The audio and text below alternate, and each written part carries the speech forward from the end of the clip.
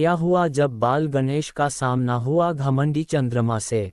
ये तो हम सभी जानते हैं कि भगवान शंकर और पार्वती जी के पुत्र श्री गणेश जी को मोदक और मिठाई कितनी पसंद है।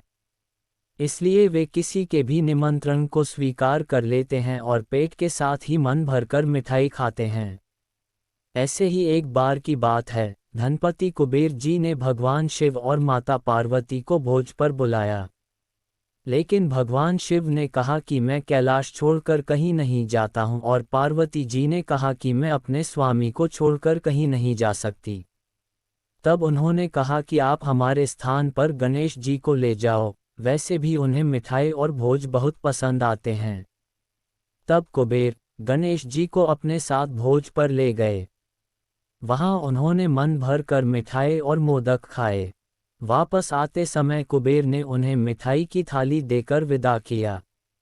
वापस लौटने के समय चंद्रमा की चांदनी में गणेश जी अपने चूहे पर बैठ कर आ रहे थे, लेकिन ज्यादा खा लेने के कारण बड़ी ही मुश्किल से अपने आप को संभाल पा रहे थे। उसी समय अचानक चूहे का पैर किसी पत्थर से लगकर डगमगाने लगा। इससे गणेश जी चूहे के ऊपर से गिर गए और पेट ज्यादा भरा होने के कारण अपने आप को संभाल नहीं सके और मिठाइयाँ भी यहाँ वहाँ गिर गईं। ये सब चंद्रमा ऊपर से देख रहे थे।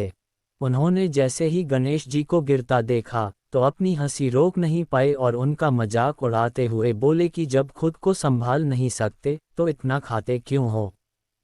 चंद्रमा की बात सुनकर गणेश जी को गुस्सा आ गया। उन्होंने सोचा कि घमंड में चूर होकर चंद्रमा मुझे उठाने के लिए किसी प्रकार की सहायता नहीं कर रहा है और ऊपर से मेरा मजाक उड़ा रहा है। इसलिए गणेश जी ने चंद्रमा को श्राप दिया कि जो भी गणेश चतुर्थी के दिन तुमको देखेगा वह लोगों के सामने चोर कहलाएगा। श्राप की बात सुनकर चंद्रमा घबरा गए और सोचने लगे कि फिर तो मुझे कोई भी नहीं देखेगा। उन्होंने शीघ्र ही गणेश जी से माफी मांगी। कुछ देर बाद जब गणेश जी का गुस्सा शांत हुआ तब उन्होंने कहा कि मैं श्राप तो वापस नहीं ले सकता, लेकिन तुमको एक वरदान देता हूं कि अगर वही व्यक्ति अगली गणेश चतुर्थी को तुमको देखेगा तो उसके ऊपर से चाय होने का श्राप उतर जाएगा। तब जाकर चंद्रमा की जान में जान आई। इसके अलावा एक और कहानी सुनने में आती है कि गणेश जी ने चंद्रमा को उनका मजाक उड़ाने पर श्राप दिया था कि वह आज के बाद किसी को दिखाई नहीं देंगे। चंद्रमा के माफी मांगने पर उन्होंने कहा कि मैं श्राप वापस तो नहीं ले सकता, लेकिन एक वरदान देता हूं कि तुम माह में एक दिन किसी को भी दिखाई नहीं दोगे और माह में एक दिन पूर्ण रूप से आसमान पर दिखाई दोगे। बस तभी से चंद्रमा पूर्णिमा के दिन पूरे दिखाई देते हैं और अमावस के दिन नजर नहीं आते।